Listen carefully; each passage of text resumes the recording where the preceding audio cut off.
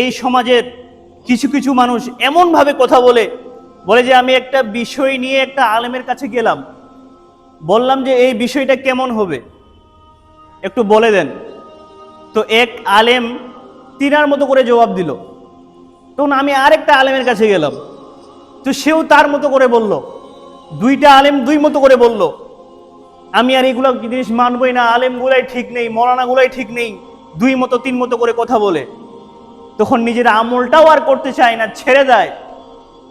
আপনার কথা যদি এমন হয়, আমি আপনাকেই বলি, আপনার সন্তানের জ্বর হয়েছে, সাপোজ মনে করেন আপনার সন্তানের জ্বর হয়েছে, আপনি একটা ডক্টরের কাছে গেলেন, রক্ত রিপোর্ট করলেন বা কিছু একটা করলেন, তখন কোনো একটা ডক্টর আপনাকে বলছেন যে আপনার সন্তানের ডেঙ্গু হয়েছে, আপনার সন্তানের ডেঙ্গু হয়েছে।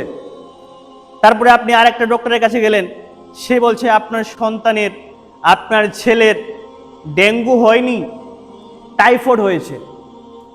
তো তখন কি আপনি এই কথাটা বলবেন যে আমি দুইটা ডক্টরের কাছে গেলাম, দুইজনই দুই মতো করে বললো, একজন বলছে ডেঙ্গু হয়েছে, একজন বলছে টাইফয়েড হয়েছে, তাহলে আমি আর আমার সন্তানের চিকিৎসাই করবো না, ছেড়ে দিলাম, থাক, কে আর চিকিৎসা করে?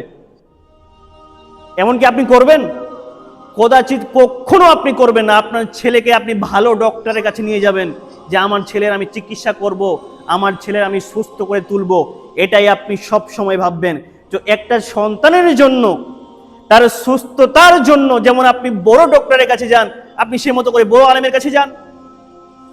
যখন সেই বিষয়টায় আপনি কনফিউজ থাকছেন, সেই বিষয়টা আপনার সমাধান হচ্ছে না, আপনি বড় আলেমের কাছে যান। কেন আপনি এই কথাটা বলবেন যে অনেক আলেমের মতো বলছে, নিজের মতো করে জবাব দিচ্ছে, আমি আর এগুলা জিনিস মানবই না?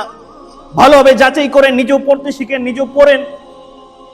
আপনার কথাটা কেন এটা হবে যে মানুষ আলেম অনেক মতো কথা বলে, আমি আর এইসব মানবই না? তাহলে আপনার ছেলেকেও আর চিকিৎসা করতে হবে না। দুই মতো ডক্টর যদি দুই মতো করে বলে, আপনি যেমন আপনার ছেলেকে ছেড়ে দিতে পারেন না, যেমন আপনি আপনার ছেলের চিকিৎসা করেন, সে মতোই আপনাকেও এই বিষয়টা ভালো করে যাচাই করতে হবে এবং আমল করতে হবে।